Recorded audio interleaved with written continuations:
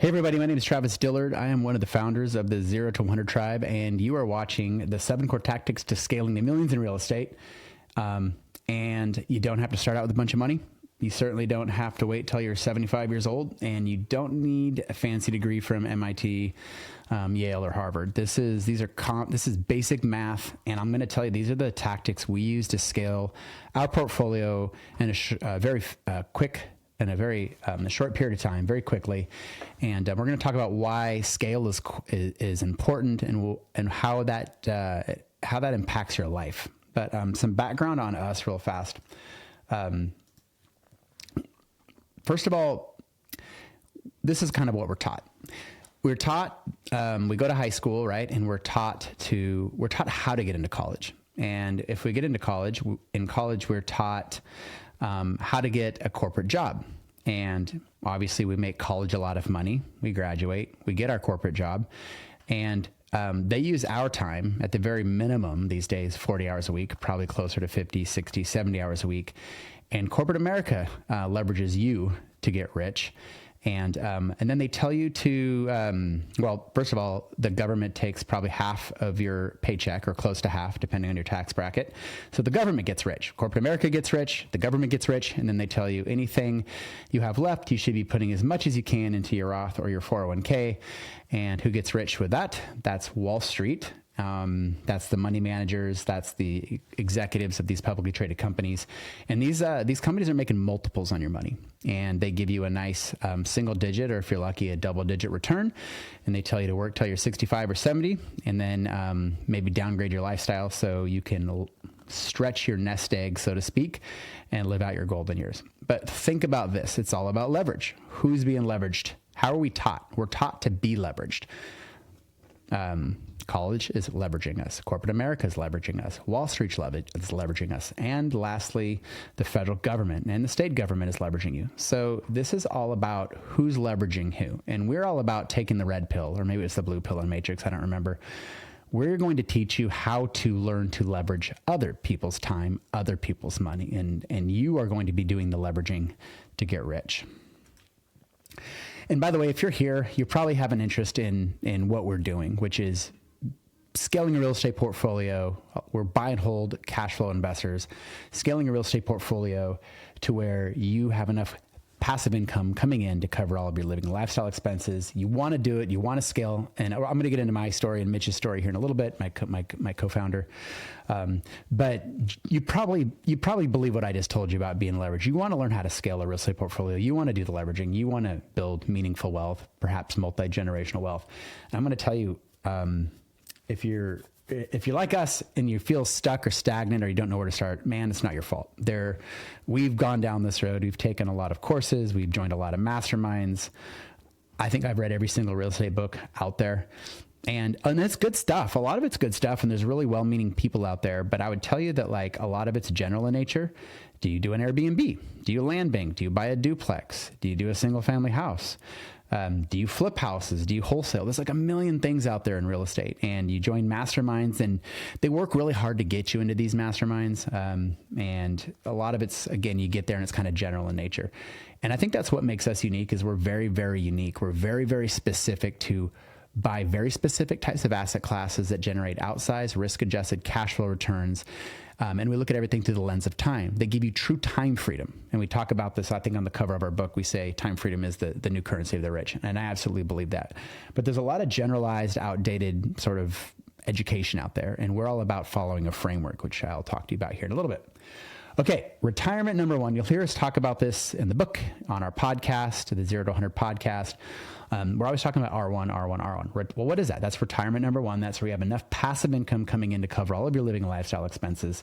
And then you get all your time back. And that's to me like step one for the rest of your life. That's when the true magic happens, because think about it. If you get all of your hours back per week, 40 at the minimum, 50, 60, 70 hours a week back, that's when you can do crazy things. You can start companies, or maybe be philanthropic, or you can travel the world, or maybe you scale your real estate portfolio to live a bigger life. It's really up to you, but getting to that first sort of step is really difficult because most people are working a full-time job while they're doing that, and they're trying to like figure out how to scale in real estate.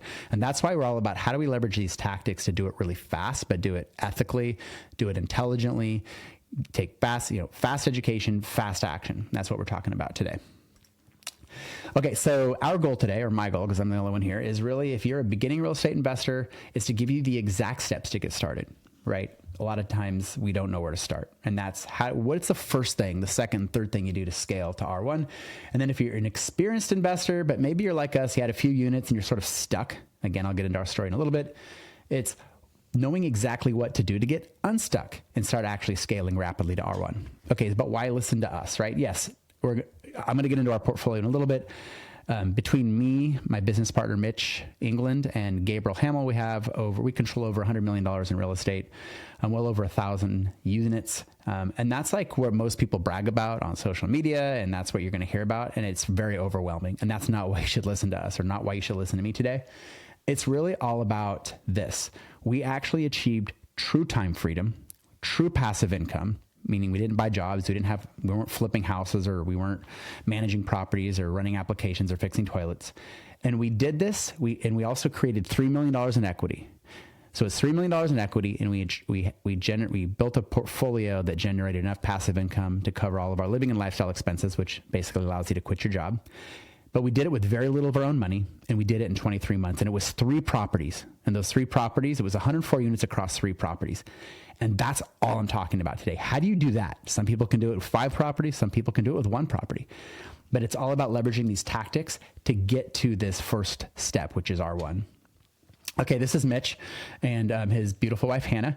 And he's usually on this webinar, so I'll tell his story. Mitch is very much like me. I'll get into my story on the next slide. Mitch, I think this guy, actually, I think he maybe took some of his student loan money, which I don't advise doing, and he like sold a motorcycle or something. He bought a piece of land when he was like 18, lost a bunch of money on it. I think he tried that. He bought a single family house here. He did a single family house there. He tried to do a flip. He tried to, do a flip, and he lost actually part of his finger and in doing this flip. And I think that's what a lot of us end up doing. Like, we think we need to do a flip because we're taught that's what you do when you invest in real estate, or you buy some single family houses, and those single family houses generated a couple $100s a month in cash flow. He actually quit his corporate job before he really scaled in real estate. And him and his wife, his pregnant wife, moved into this trailer, and they were going to try their hat at, he's going to be a real estate broker and investor.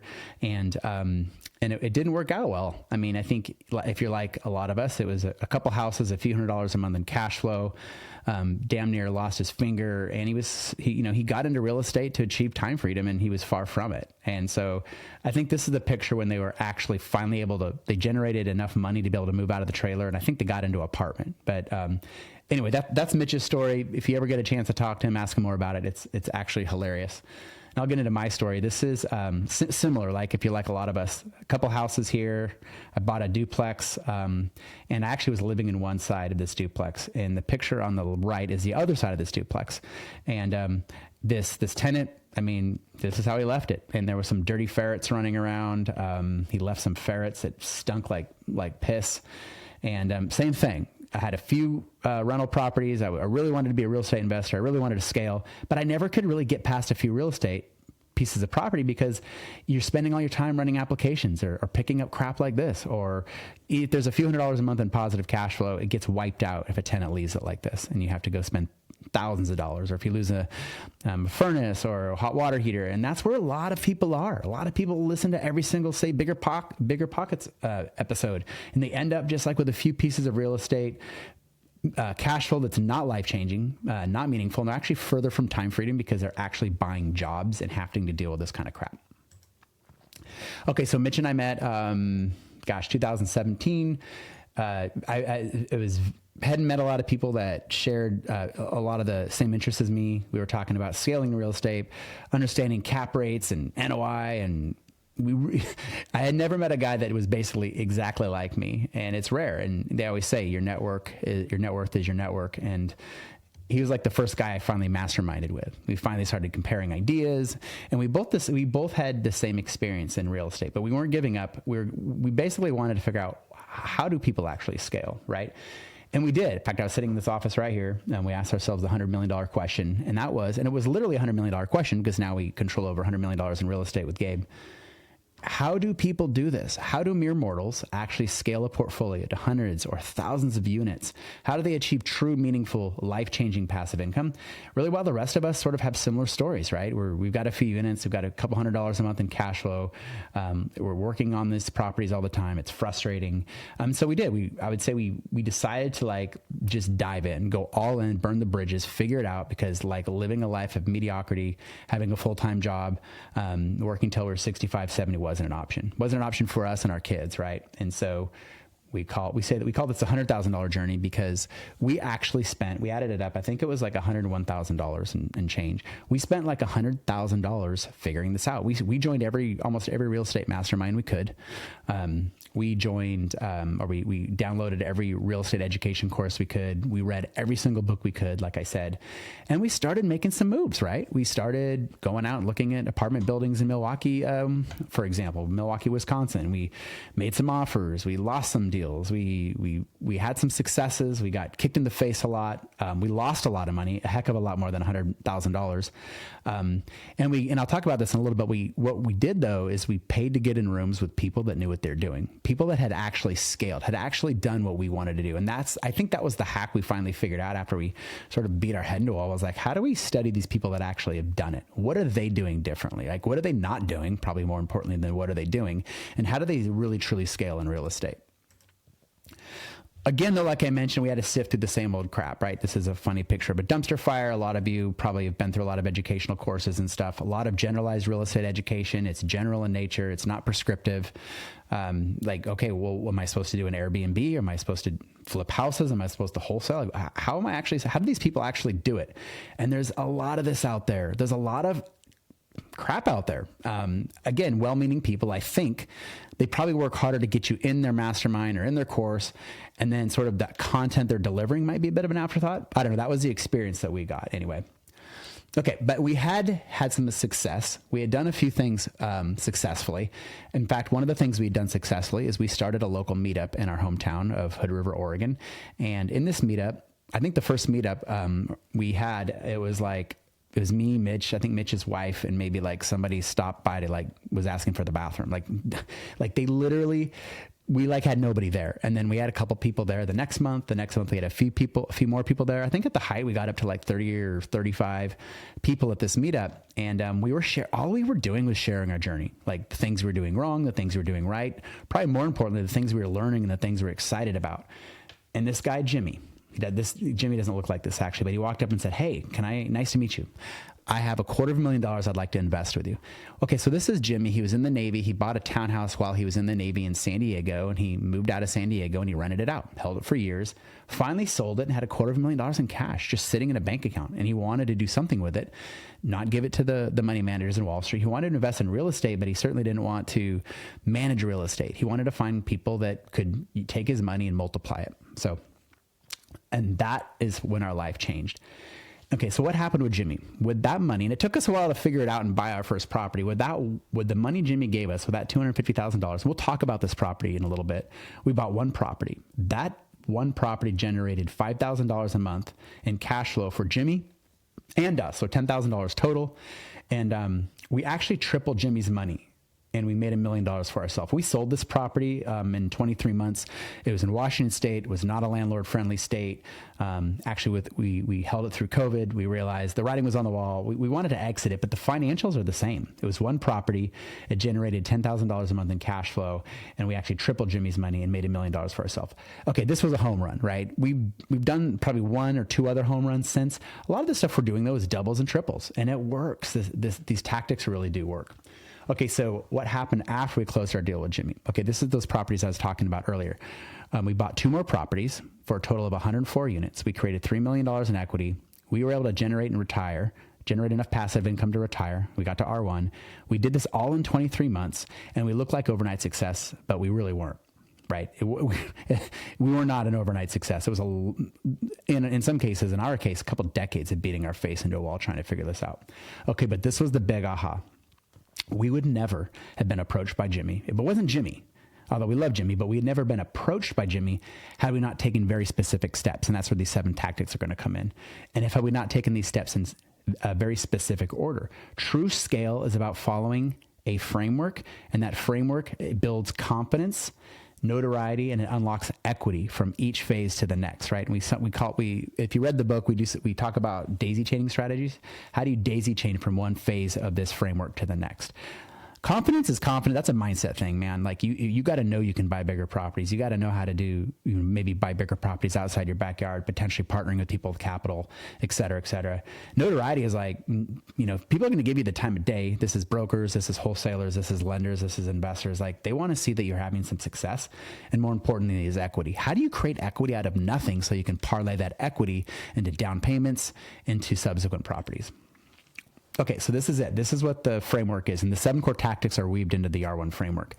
It's 5 phases. It's 6 pillars per phase. It's 200 plus prescriptive steps. We don't have the time in this video to go through that. Again, each phase builds notoriety, confidence, and equity, and you leverage what we call daisy chaining strategies to parlay that equity from one phase to the next. Okay, so these properties are real. I'm going to talk about these 3 properties that we did. Number 1, this is the mobile home park. We bought a mobile home park with Jimmy. This is obviously not super sexy. It's not something you're going to share on social media, right? You're not going to share at a cocktail party, but man, it generated $10,000 a month in cash flow. And that was the deal we did with Jimmy, that first investment, that $250,000 in investment. It was a 51 unit mobile home park. This is the next property we bought. This is a 16-plex high-ridge apartments, and this was actually an old motel that was converted to apartments, I think, like in the 80s. So this particular property, we got in with very little money down, and we can talk about that in a little bit, but it generated $4,000 a month in cash flow. Lastly, I love this property. We still have this property. We'll probably never sell this thing. It generates $10,000 to $20,000 a month. This is a nightly stay RV park, 37 pads. Jimmy actually, when we made him his money on that first property, he went in on this with us. And so he's still an owner with us on this property. This thing, depending on the season, is a cash cow. These are 3 real properties. And I'm going to tell you this framework works. Dylan, he's actually one of our elite members. Elite is our advanced mastermind in the 0 to 100 tribe. When we met Dylan 2 years ago, he was living in his garage. He owned the house, but he created a little apartment in his garage, and he does what we call house hacking. I'm sure a lot of you have heard about house hacking. It's where you buy a house, maybe rent out rooms, or he did build a little apartment in the garage and rent out the house. And now today he owns over 70 units. He's well on his way to R1. He did this by following this framework, right? And one of the things that's most important is he used these 7 tactics. I promise you I'm going to get to it, but it's all part of this framework. So I'm adding some context here. He followed the framework. He avoided unnecessary, time-consuming, costly steps and mistakes, and that's how he scaled quickly. In fact, I think he's got his last property in contract to get to R1, and he'll get there. Okay, so what did Mitch and I are doing now? We're writing books. If you haven't checked out our book, by the way, 0 to 100 units, it's awesome. Brandon Turner, if you don't know him, he's a big name in the real estate world. He was the host of the Bigger Pockets podcast for years and years. He forwarded our book. Me, Mitch, and Gabe, we're speaking, we're teaching. I love this stuff. This is what makes us happy. We get passionate about this because a lot of people think this stuff is super complex, but it's not. We have the 0 to 100 podcast. Go check it out, by the way, if you haven't. We're interviewing some amazing guests, in many cases way smarter than us, and you'll learn a lot. So what are we doing? This is what we're doing now. But more importantly, this is what we're doing now. We're spending time with our family. We're traveling the world. There's Mitch and his wife in Spain. There's me and my kids. There's Mitch and his family. Like, we're not seeing our kids and our family on shoulder seasons, right? We're not seeing them at night or in the morning or on weekends or maybe 2 weeks in the summer. We choose what we want to do with our own life, right? We set our own destiny because we have enough passive income coming in off of our real estate. This is very realistic. And by the way, it's those 3 properties, those 104 units that got us to be able to do this. Right now, we've scaled well beyond that now, but this is what it's all about. It's not about money. It's not about wealth. It's not about driving the Lamborghini and, posting a selfie on Instagram. It's all about this, right? The things that really matter, right? Again, I've told you this before. We learn from people that have already done this. We spend a lot of time figuring out what people have done. And I'm going to tell you the one thing, almost every single one of them that had actually truly scaled the true time freedom, including ourselves, followed the R1 framework.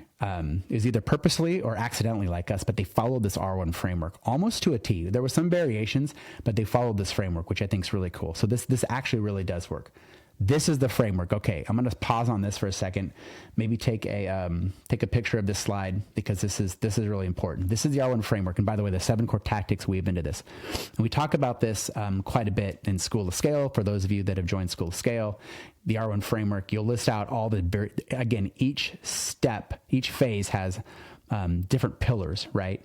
But it's 0 to something. Honestly, what's 0 to something? There's 4 primary strategies. It is house hacking. If you're single and you don't have a family, do it.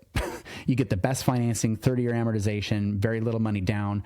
I did my first house hack. I had the VA loan. Actually, Mitch and Gabe are also vets, so they did the VA loan. But if you're not a veteran, get a 3 to 5% down payment, right? Do 0 to something, and that's house hacking is a big one. I actually rented out rooms, and I had my roommates paying my mortgage, which is cool. I live for free, and then I was able to save up some money to invest. That was the idea. But really what happened is that house appreciated over 5 years, appreciated way faster, and created a piggy bank bigger than I ever would have saved on my own, right? Okay, once you do that, I'm sorry, the four primary strategies are house hacking. Number 2 is buying by living in a plex, living in one, like a duplex, triplex, or fourplex. And I'll get into five units or more in a second. But you live in one unit and you rent out the others. Again, similar to house hacking, you have these other people that are paying your mortgage, right? If you could do a fourplex, do it, because you're going to generate a lot more cash flow and you're going to generate a lot more upside in that fourplex than you would with maybe the smaller properties. Me personally, I did a duplex. Okay. The third strategy from 0 to something is if you don't want to live in you don't have neighbors in a plex, or you don't want to have roommates in a house, buy a rental house. Now with the first strategies, the house hacking or the plex, you can actually still get financing with like 5% down, right? Or a VA loan or something like that. That's the best financing because it's owner occupied. But if you're not going to do that, then go buy a rental house, single family rental house in a decent area, decent cash flow fundamentals. If you're in School of Scale, you can go underwrite properties with what's called RMR, 0 to something pro forma tool. It helps you sort of understand like what's a good deal, what sort of cash flow are you looking for. But buy a rental house. Honestly, this isn't really to get rich. These phases are just to like get in the game, right? Get in the game, do something, get some confidence, build some notoriety, build some equity that you can parlay into the next phase. The fourth strategy from 0 to something is if you have some capital, invest with an experienced operator, someone that like do a joint venture with somebody that knows this game and learn from them. Part of your deal with them is I'm going to give you cash. We're going to go 50-50 or 60-40 or whatever the deal is, but I'm going to learn from you. I'm going to learn how you find deals, how you underwrite them, how you analyze them, what you do to do your due diligence, closing, how you operate them, etc. Okay, those are the 4 strategies. 0 to something. Something to something more is that this is like where the magic happens. This is buying a commercial property. What's a commercial property? Maybe it's a mobile home park, self-storage facility, etc. Probably what makes the most sense for you would be to buy a small plex, 5 units or more, like a 6-plex, 7-plex, 8-plex. Here's the difference. These properties are valued differently. You need to remember this. Unlike the first phase where it's a single family house or 4 units or lower, that's called, those properties are valued on a market comp approach. The house down the street sells for X, means my house is worth Y, right? Maybe my house is worth a little more because I have an extra bedroom and granite countertops, whatever, but it's really, we call that hope appreciation. You you don't have a lot of control over that. Okay. In phase 2, it's called forced appreciation. Remember this, for every annual dollar of profit that you can add to the bottom line of that property, that's income minus expenses, not including mortgage payments or debt service. For every annual dollar of profit, which we call net operating income in the real estate world, you will increase the value of that property 10 to 20 times. Remember that. So you can buy in an area that's like, in fact, a lot of our properties are just steady Eddie areas. They're not the path of progress. They're not the next Manhattan, but we find a property that might be under rented. There might be bloated on expenses. We know we can, what we call force appreciate that property. And that's where you drive maximum upside, maximum equity, maximum value. And then you can parlay that equity into subsequent investments. That's really big. So buy a small commercial property, probably a small apartment complex. Like I said, maybe anywhere from 5 to 10 units in phase 2. Phase 3, then you stop. Now you're in the game. You've learned about force appreciation. You're in the game. You've got a couple of properties. Now this is where you niche down to pick what we call your R1 asset class. And we're big on this. Pick one asset class to get to R1. We see too many people. I'm going to do a duplex. I'm going to go buy a self-storage facility. I'm going to do an Airbnb. I'm going to do stop. And we have an asset class guide in School of Scale. Go check it out, where we talk about our favorite asset classes for cash flow, right? And it's not just cash flow, it's cash flow as it relates to time. How much time am I going to put into these assets, and how much cash am I going to get out of these assets? So here's where you parlay the equity in the first two phases. You do this with your own capital, you niche down, and you pick an asset class. We picked mobile home parks, right?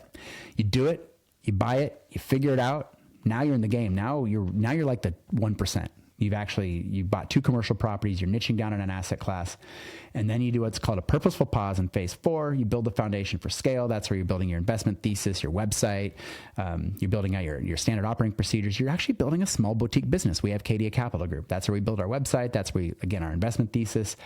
And we have all kinds of resources for you in School of Scale for this kind of stuff. But that's like getting your bank account separated, spinning up an LLC, like doing all the stuff to then truly scale. And then once you get out of phase 4, which is the foundation, building the foundation, you go to the phase 5, which is the scale. And that's the one that everybody sees. That's where you just go to like hundreds of units and you achieve time freedom and everybody's like, oh my gosh, what's happening here?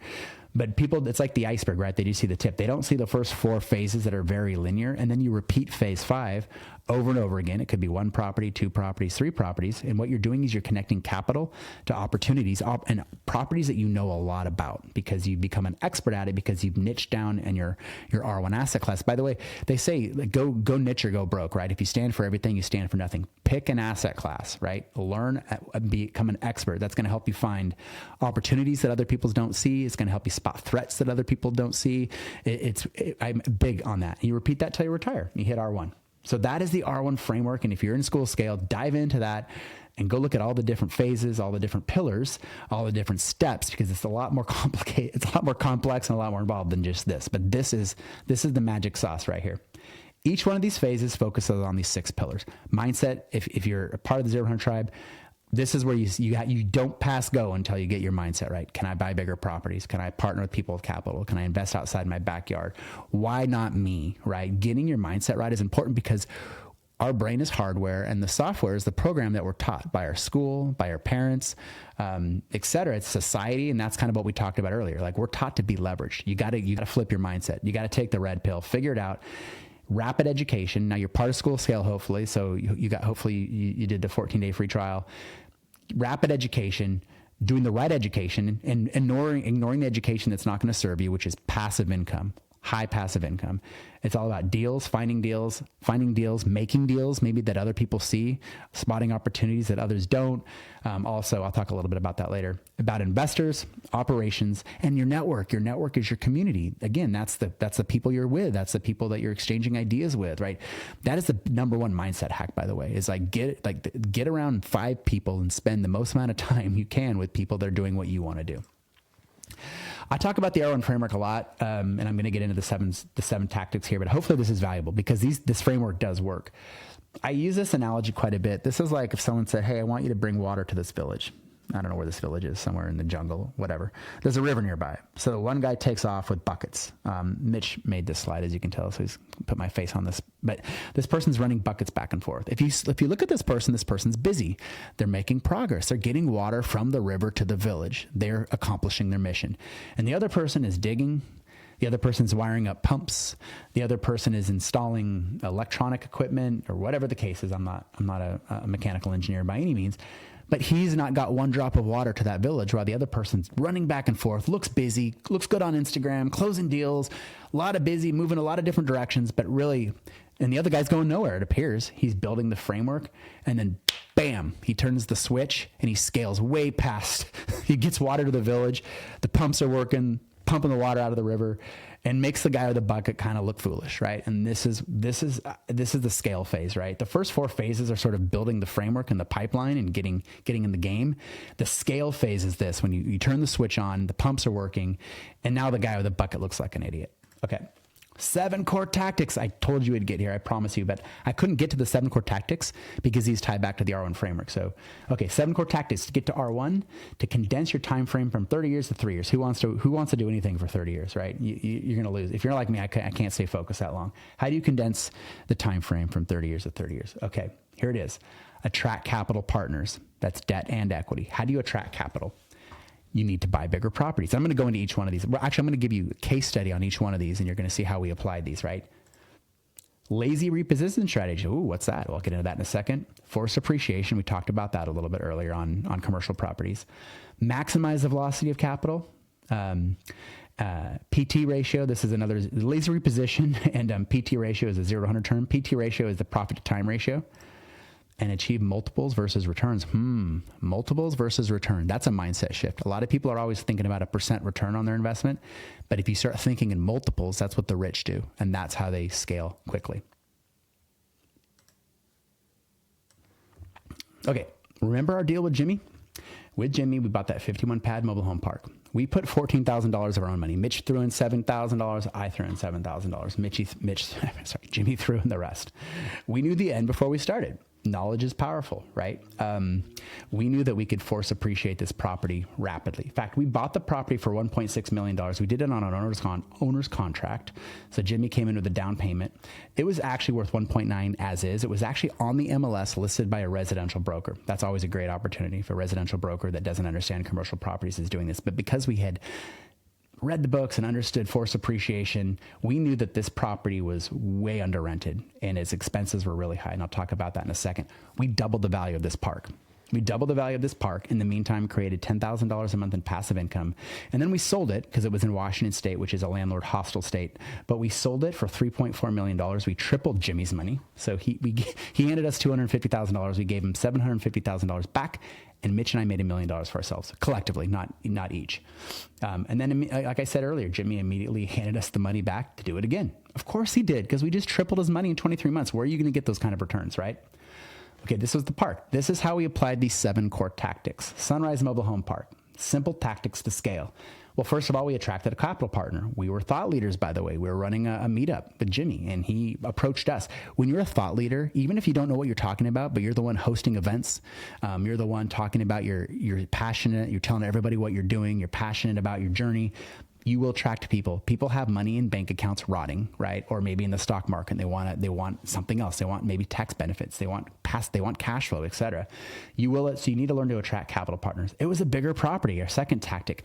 I think the biggest property we'd done up to this point was like 2 units, my duplex. This was a 51 unit property, but as we're going to talk about in a second, bigger properties aren't scarier and they're not riskier. They're actually less risky and they're easier to work in. I'll explain that in a second. Okay. Lazy reposition. What is a lazy reposition? Okay. A lot of people are always talking about, I'm going to develop. I mean, that sounds good in social media. I'm going to develop. I'm going to build houses. I'm going to build a complex. I'm going to build a West Wing. I'm going to whatever. We're like, that's time consuming. It's risky construction. You're dealing with permits and government and forget it. Lazy repositions, like how can we add value to this thing with the least amount of time, right? We added a playground. Well, we hired someone to bring a playground in. We hired someone to paint a laundry room. We hired people to trim the trees up. We hired people to clean up all the junk.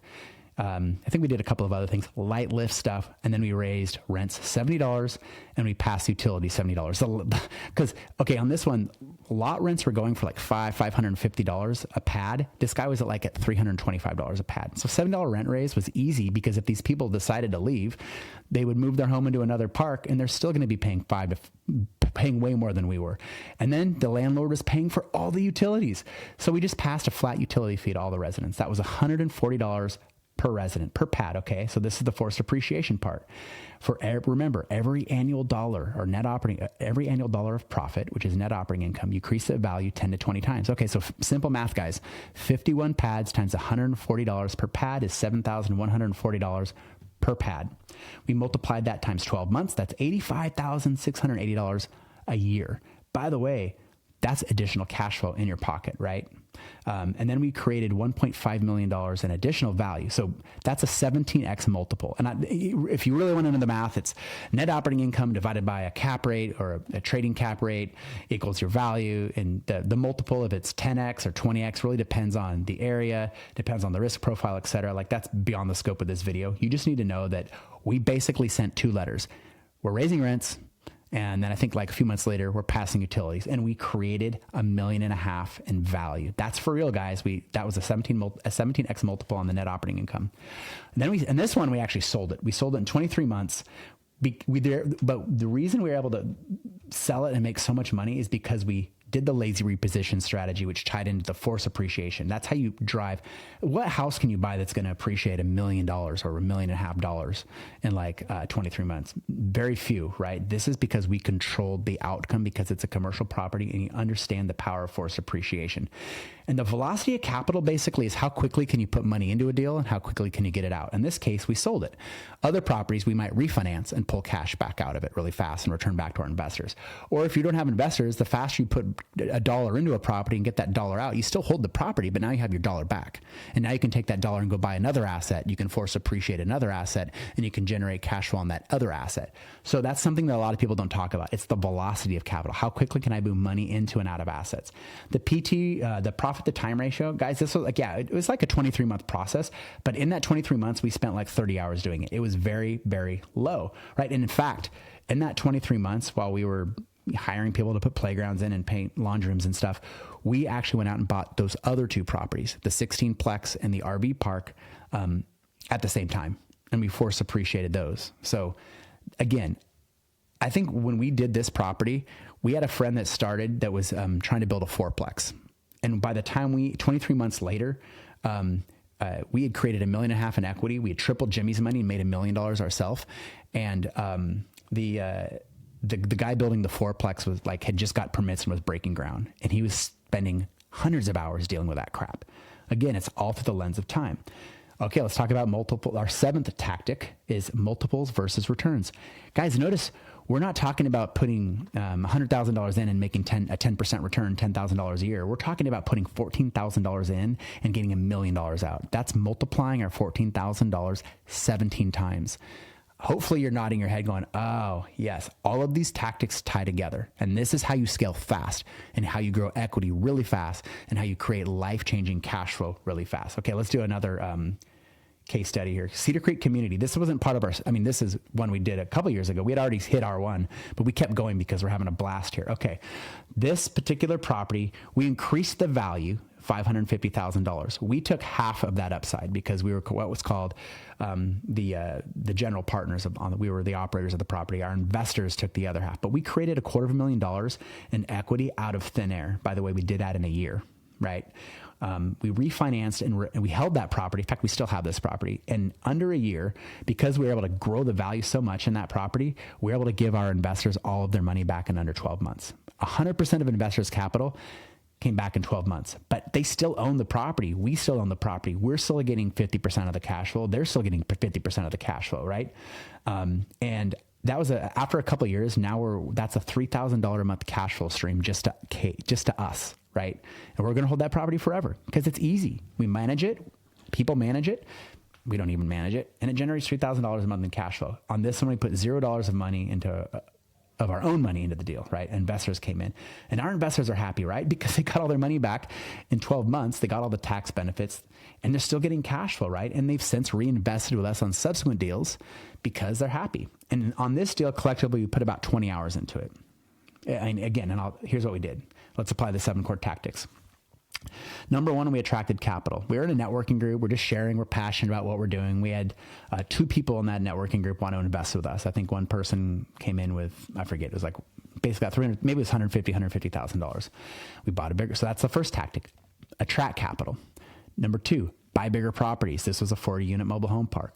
Number 3, same old boring stuff, right? This isn't exciting. The economics are exciting, but what you're doing is not necessarily exciting. It's a lazy reposition. Put some playgrounds in, put some benches in. We put some speed bumps in, trimmed some trees, cleaned up some junk, and we did 2 $40 rent raises. We did it right when we got into the park because, again, these rents are way under market. And I think 12 months later, we did another $40 rent raise or something like that. So it's $80 total. Here we get into the forced appreciation part. Again, for every annual dollar of net operating income or the profit you create, that's income minus expenses, not including your mortgage payment or debt service, you increase the value 10 to 20 times. Well, this is simple math, guys. Again, you don't need an MIT degree here. It's $80 times 40 pads is $3,200 a month. Over 12 months is $38,400 in additional profit. Again, you can take that and divide it by a cap rate, and that's going to give you the value. But basically, we increased the value by $550,000. That's a 14x multiple on the annual profit. That's the beauty of forced appreciation. And we were able to do the forced appreciation because we did the lazy reposition. Okay, velocity of capital. This is a cool one.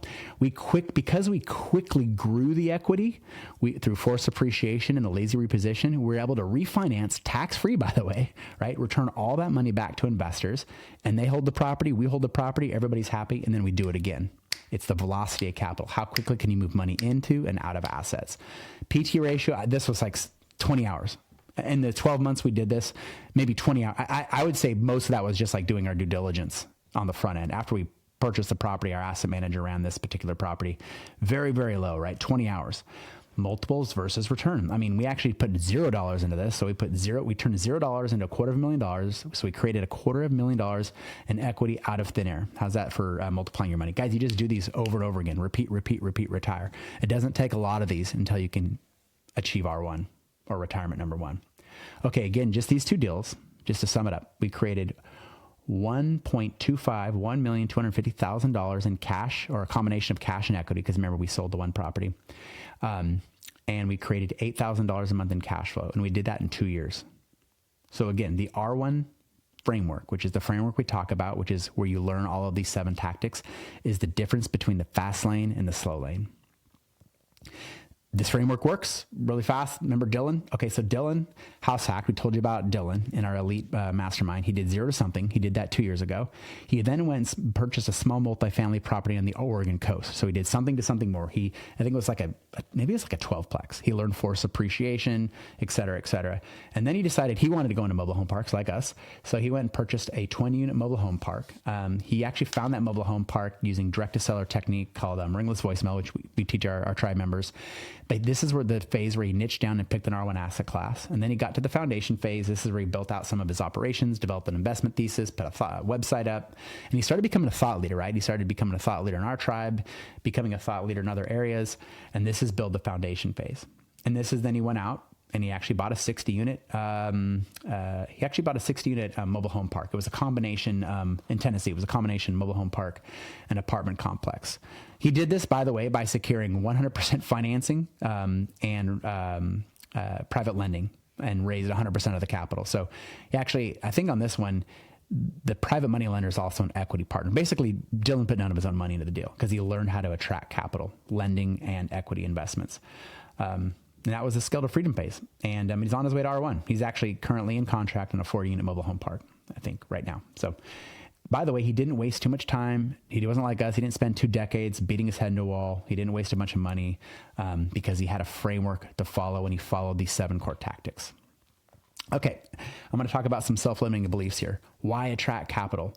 Okay, here's the deal. Unless you're a brain surgeon or you're a trust fund baby or you make over $1 million a year, if you really want to scale fast, and you want to buy bigger properties, which is the second thing, you have to attract capital. Notice I'm not saying raise capital. What we teach our tribe members, and you'll learn more, is you need to attract capital by becoming a thought leader. No creepy PowerPoint presentations at Starbucks. You are becoming a thought leader. You're being passionate about what you're doing. You're teaching people along the way, teaching people about your journey, sharing your journey, etc. Okay, why attract capital? Allows you to buy bigger properties, and allows you to buy bigger properties outside your backyard. I'm in Oregon. Most of all of our properties are on the East Coast or the Southeast and in the Midwest because they have better cash flow fundamentals. I'll talk about in a second, and they're not landlord hostile. Okay, it allows you to buy bigger properties outside your backyard much faster. Notice we bought 3 properties, 104 units. We did it in 23 months. Couldn't have done that had we not bought bigger properties. Couldn't have done that had we not bought bigger properties outside our backyard. That's a mouthful. And it just couldn't happen, right? We have to raise capital. Or here's the other option. Or you can just continue to work. Whatever's left after you give it to Uncle Sam, you can save. Buy a small duplex, 3-plex that generates a few $100s a month in cash flow, and try and do it that way, there's nothing wrong with that. But if you actually want to scale to life-meaning cash flow, life-changing cash flow, then this is why you got to attract capital. And by the way, here's the last part I think is really important. When you overcome the self-limiting belief that your investors are doing you a favor and that you're actually providing them an invaluable service, that's when you win. In fact, we were interviewing an amazing podcast guest today, and she said that. She goes, when I finally figured out that people have cash out there that is rotting, or it's, especially with the inflation, the value's eroding, the dollar's eroding, or they're tired of the stock market, it's speculative, they want control over their destiny, they want tax benefits, they want cash flow. And if you're the one that can find that for them and deliver that for them, you're actually doing them a solid versus the other way around. And once you have the knowledge and you have the education, you know what you're doing, you're now providing them a service. And that is a huge self-limiting belief that you have to overcome. Okay. Why buy bigger properties? Some people are like, no. I don't want a 100-unit apartment complex. I just like duplexes, single family houses. Okay. Well, it's simple math. A, it's more cash flow. If you want to scale quickly and have true passive income, you need more cash flow. You're going to get a lot more cash flow off of a 50-unit property versus a 2-unit property. It's simple math. Also, there's more opportunity to force appreciate. Remember that mobile home park? 51 pads. It was $140 $140 per pad. Well, $140 wasn't that meaningful, but across 51 pads, you saw how meaningful it was. It was $1.5 million in upside. If I had raised rents and passed utilities on a duplex, that's 2 units. Not super meaningful when it comes to force appreciation. And this is something a lot of people don't understand. They're actually way easier to lend on.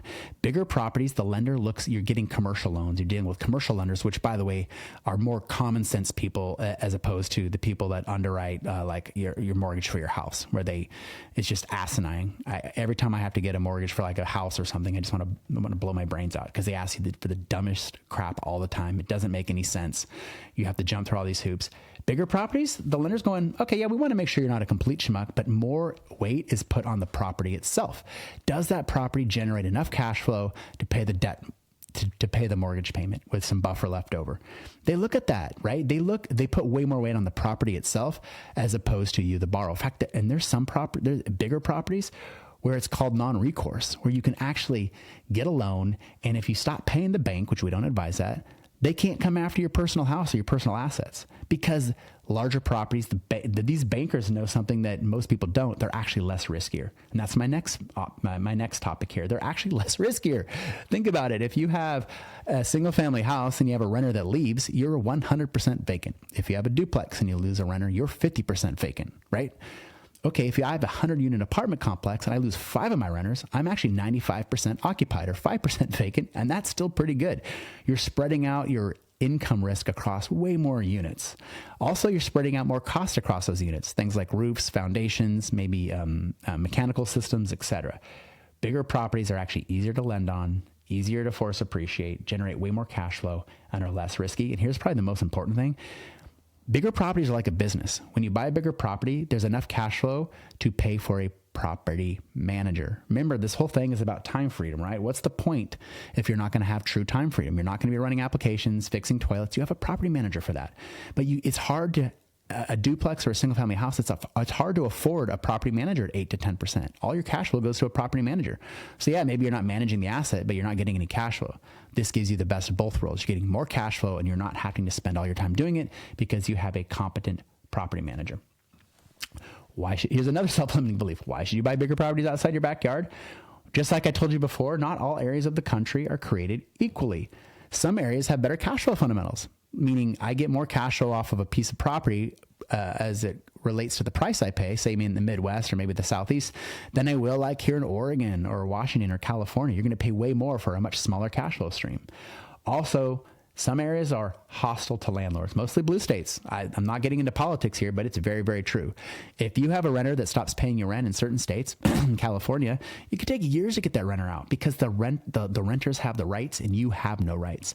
You want to buy properties in areas where you have rights. If someone's trashing your property, doesn't pay, you can get them out. It makes sense, I know, but you need to buy probably mostly in red states. Again, not to get political, this is just economics here, right? And also sometimes you just need to go where the deals are. We buy mobile home parks. If we were just buying mobile home parks in the Dallas-Fort Worth area, there's not enough mobile home parks to buy to accomplish what we want to accomplish, right?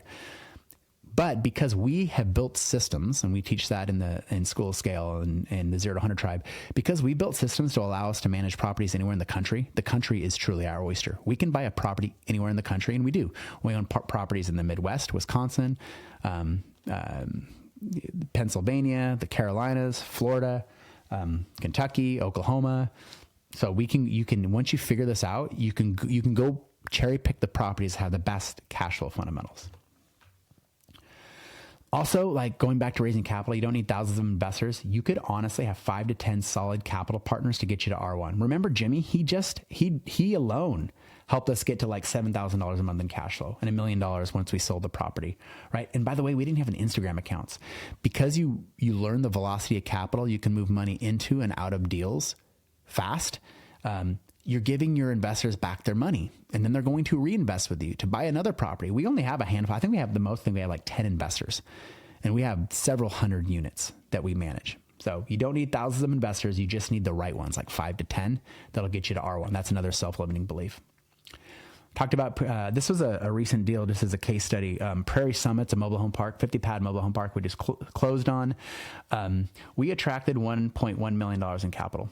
We actually had to turn people away. I think we only needed like 800 and some thousand for this one. All we did is we're just passionate about it. We told people about it. We were excited about it, and they wanted to invest with us. People want to be a part of your journey. This goes back to do you raise capital? No, you attract capital. You become a thought leader and you tell people what you're doing. And you're passionate about what you're doing. Here's another example. Matt, he's one of our elite members in our elite mastermind.